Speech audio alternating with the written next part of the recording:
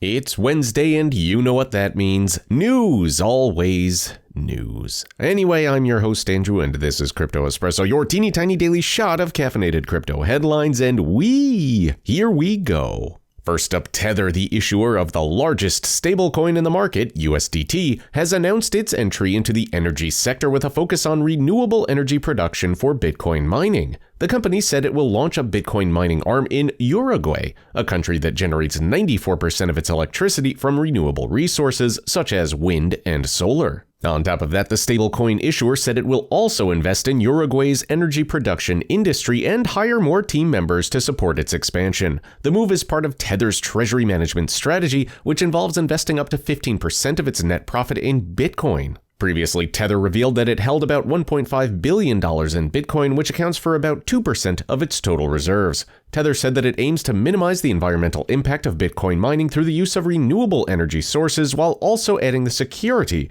of the Bitcoin network. The U.S. government may drop some of the charges against former FTX CEO Sam Bankman-Fried, according to a court document filed on May 29th. The defense had argued that 4 of the charges, which include bribing Chinese officials and violating campaign finance laws, were not part of the original indictment that formed the basis for SBF's extradition. They claimed that these charges breached the extradition treaty between the U.S. and the Bahamas and should be dismissed. The prosecutors countered that the treaty does not bar the U.S. from charging a defendant with additional crimes after extradition, as long as they do not detain, try, or punish him for these crimes without the consent of the Bahamas. They said that they are currently seeking a waiver from the Bahamas that would allow them to try Bankman-Fried on 3 of these charges. The charge of making illegal campaign contributions was listed in the original indictment that Sam Bankman-Fried agreed to as the basis for his extradition to the U.S., according to prosecutors. The hearing for these potential dismissals is scheduled for June 15th. A 0-day vulnerability in Tron multi-sig accounts was discovered by a research team at D-Wallet Labs, which could have put $500 million of assets at risk.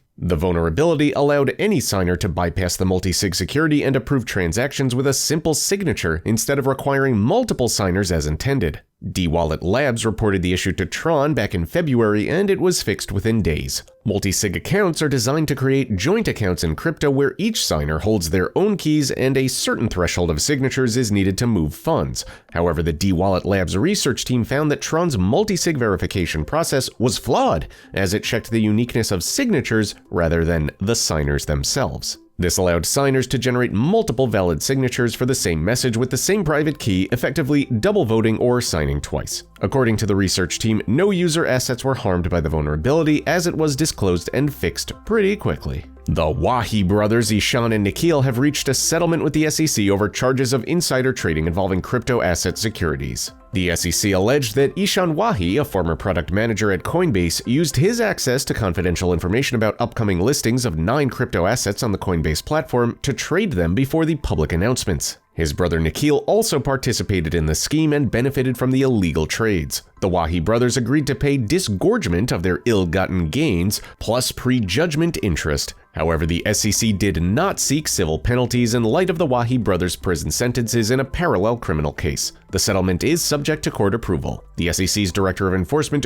Gubrir S. Grawal, stated that the case shows that the SEC does not tolerate insider trading in any form, including crypto asset securities. And finally, Dr. Saifedean Ammous, renowned economist and author of The Bitcoin Standard, will take on a new role as an economic advisor to El Salvador's Bitcoin office, which is responsible for overseeing the integration of Bitcoin into their economy. Max Kaiser, senior Bitcoin advisor to the country, expressed delight at Ammous joining the team, citing his influential book and contributions to the understanding of Bitcoin's role as an alternative to central banking. Ammous's expertise in Bitcoin and monetary economics is expected to provide valuable guidance as El Salvador incorporates the digital currency into its economy. And here's something that you should incorporate into your viewing of Crypto Espresso: liking this video, subscribing to our YouTube channel, and clicking on that little bell icon to get buzzed whenever a new Crypto Espresso video goes live. Thoughts on today's episode? Well, just drop me a line in that comment section below because I read them,